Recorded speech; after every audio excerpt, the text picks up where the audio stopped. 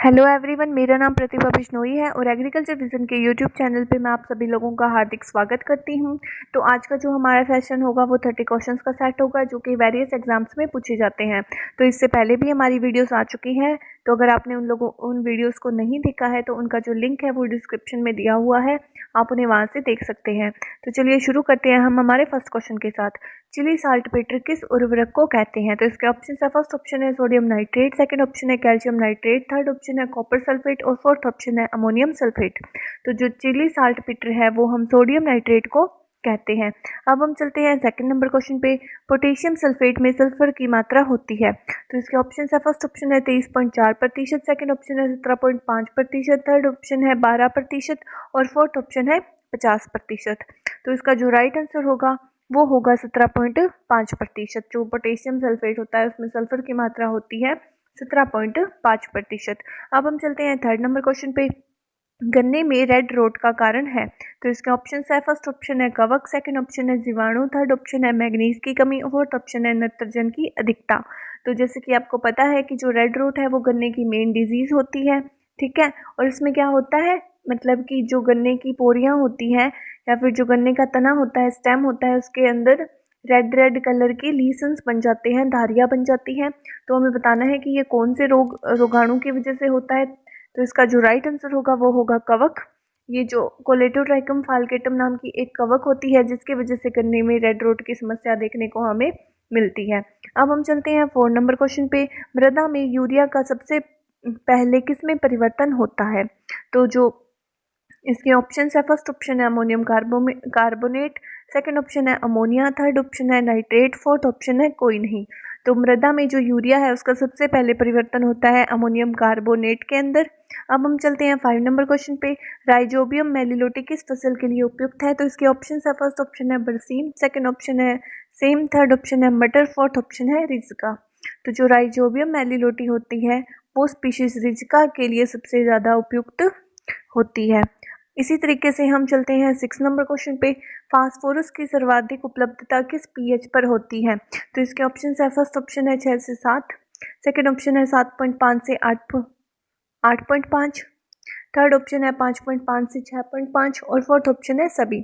तो जो फास्फोरस की सर्वाधिक उपलब्धता होती है वो होती है 6 से 7 पीएच पर, मतलब उदासीन पीएच पर जो फास्फोरस की उपलब्धता है सबसे ज़्यादा होती है।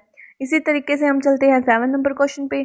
किस मृदा में जो ईसी होती है वो कम होती है 4 डेसीसाइमन से? पीएच होता है 8.5 से अधिक और जो ईएसपी होती है वो होती है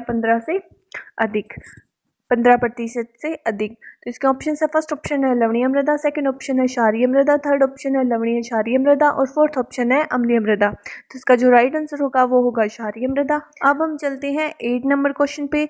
कार्बनिक पदार्थ का औसत कण घनत्व होता है? तो इसके ऑप्शन है, फर्स्ट ऑप्शन है 2.65 ग्राम पर घन सेमी, सेकेंड ऑप्शन है 1.2 से 1.7 ग्राम पर घन सेमी, थर्ड ऑप्शन है 1.3 ग्राम पर घन सेमी और फोर्थ ऑप्शन है 0.2 से 0.5 ग्राम पर घन सेमी। तो इसका जो राइट आंसर होगा वो होगा 1.2 से 1.7 ग्राम पर घन सेमी जो होता है वो कार्बनिक पदार्थ का औसत कण घनत्व होता है। अब हम चलते हैं 9 नंबर क्वेश्चन पे। चिकनी मृदा में क्ले की मात्रा होती है?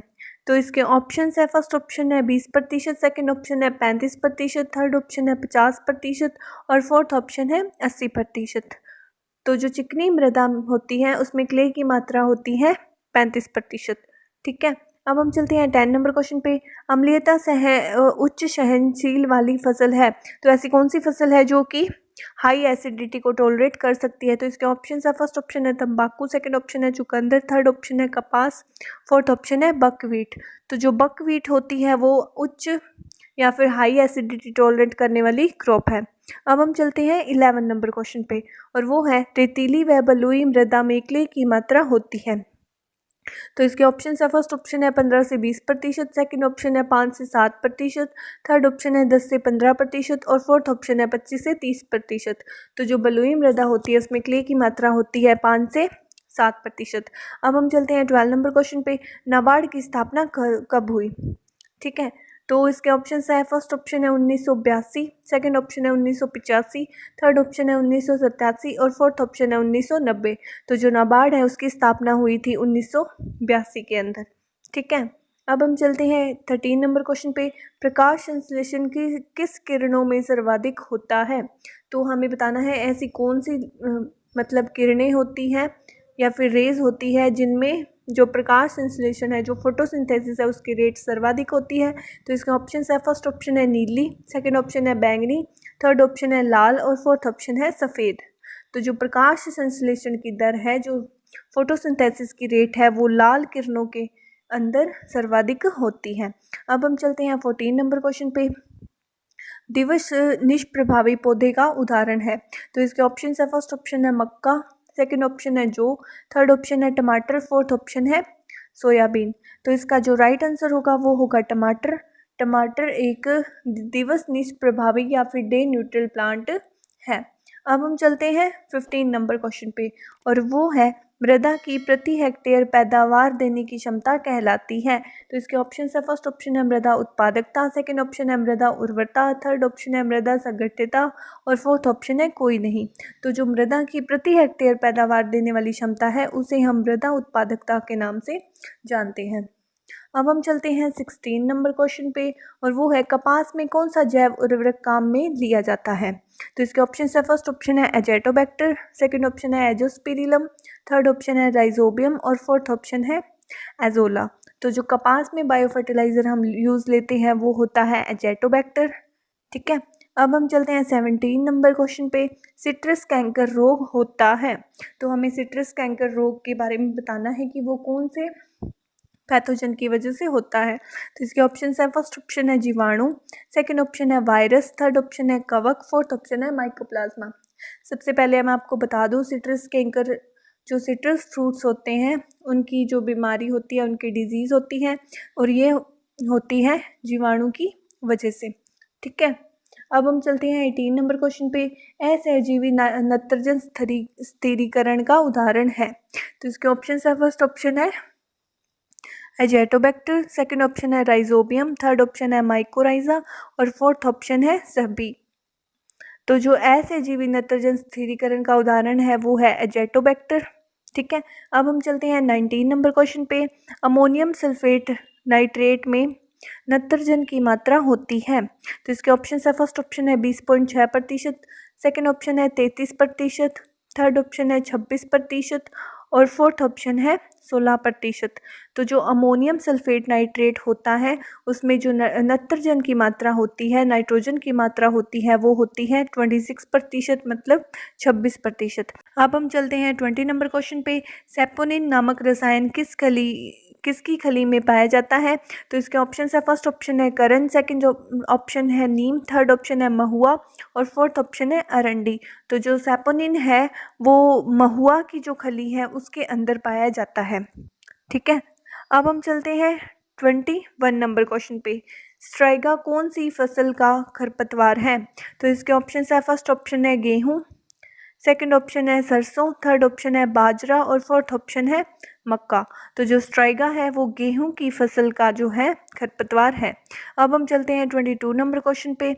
निम्न में से रबी का खरपतवार है। तो इसके ऑप्शन है, फर्स्ट ऑप्शन है जंगली चौलाई, सेकंड ऑप्शन है पत्थर चट्टा, थर्ड ऑप्शन है लहसुआ, फोर्थ ऑप्शन है प्याजी। तो फिर जो रबी का खरपतवार है वो है पत्थर चट्टा। पत्थर चट्टा एक रबी का खरपतवार है।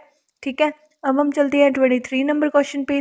निम्न में से शाकनाशी रसायन है। तो इसके ऑप्शन है, फर्स्ट ऑप्शन है पैराथियन, सेकंड ऑप्शन है मेसल्थियोन, थर्ड ऑप्शन है एंडोसल्फान और फोर्थ ऑप्शन है लासो।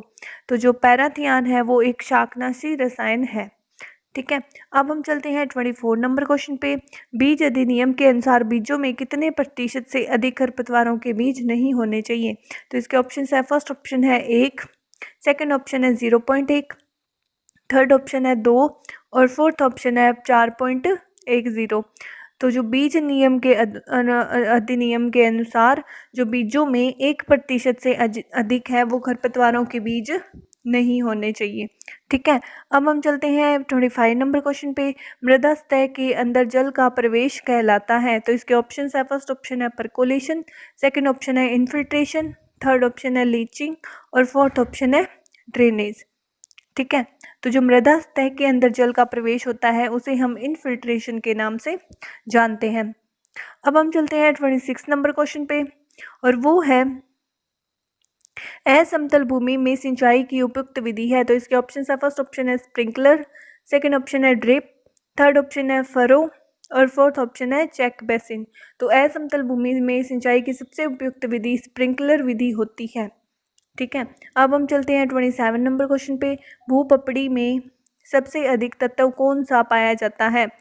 तो अर्थ क्रस्ट है, तो उसमें सबसे ज़्यादा कौन सा तत्व पाया जाता है हमें बताना है। इसके ऑप्शन है, फर्स्ट ऑप्शन है सिलिकॉन, सेकंड ऑप्शन है ऑक्सीजन, थर्ड ऑप्शन है एल्यूमिनियम और फोर्थ ऑप्शन है कैल्शियम।